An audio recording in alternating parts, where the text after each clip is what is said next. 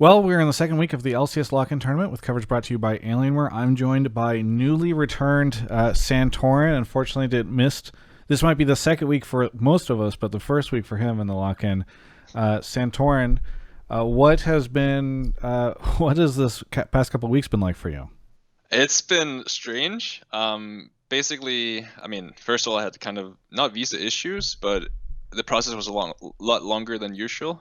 So like normally, I mean, I've been playing in NA since like 2014, and I've never had any kind of issues. And then suddenly, I did. Because like when I joined TL, I was thinking like maybe Alfaro has issues. Like I'm kind of worried he might not make it in time. Suddenly it's me. So that's weird. And then basically because I'm bad with jet lag, so while I was in Denmark, I was actually trying to keep a North American schedule. So I'd wake up at like 6 p.m., go to bed like 8 a.m. So it's really hard in Denmark to like for my body and stuff because I basically never saw the sun. When I woke up, it just went down, and when I I go to mean, there's bed, not very much sun in Denmark at this time of year, I believe, right? yeah, it's like just a couple hours if you're lucky. Right. But in general, I was just watching scrims, trying to help the team any way I could. Which like you could still like learn a lot from that. Like you can learn about your teammates and that kind of stuff. But obviously, like it was very weird not playing. I feel like it's the first time I've actually like just been on the sidelines, kind of like feeling like I was a secondary or third coach or something like that. So I was like super excited when I finally got here. Nice. Well, congratulations on making it back.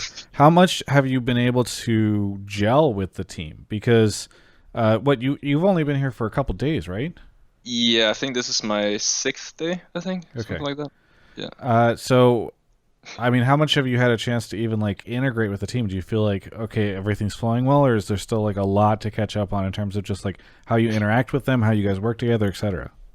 I think on a personal level, it's very easy to work with all these guys. Like they're really kind people, and I've definitely had a lot of talks with them, like on voice and also like chatting to them, just like typing, throughout like the last couple of months. So in terms of like that kind of synergy, it feels really good. In terms of the individual like gameplay and playing scrims and that kind of stuff, it's hard for me because you have to like get used to so many different personalities.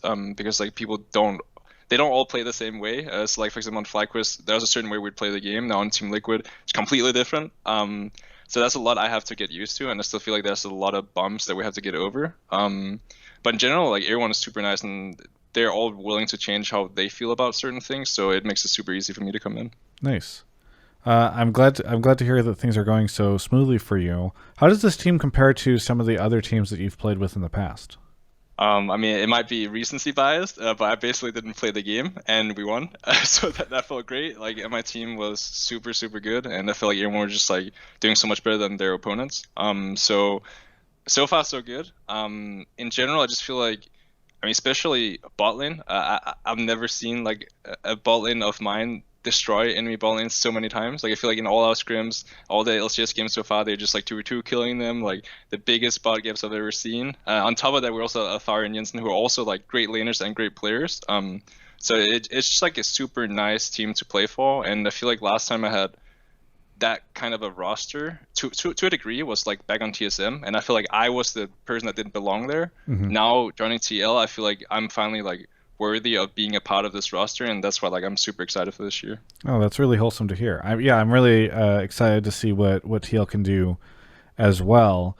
How informed do you think you are, right? Because you haven't had a chance to scrim it other than the past 6 days. You said you've been watching a lot of VODs, but were you just playing like just grinding the heck out of EU solo queue before then?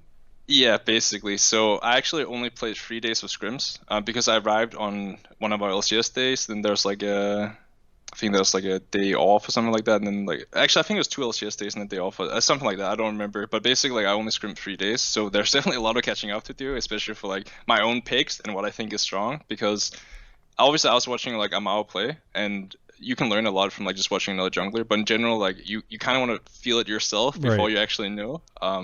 So there's still some stuff to catch up to, but I feel like everyone is very open-minded, so it's very easy to like try new things. So that's something I'm really excited about.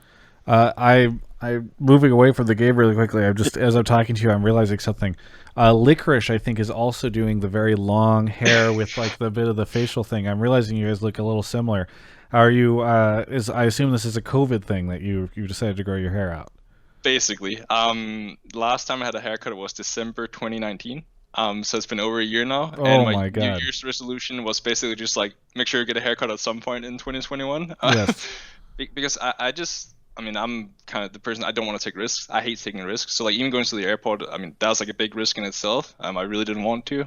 So like going to a haircut place, stuff like that, I've just decided I'm not gonna do it till there's like a great opportunity, which is probably after the vaccine. Yeah. So my hair might get a lot longer. Getting a little uncomfortable, but Well, I'm excited to see how long it gets because I think our vaccine rollout's been a little slow. So hopefully sometime this summer maybe we'll end up having you get it.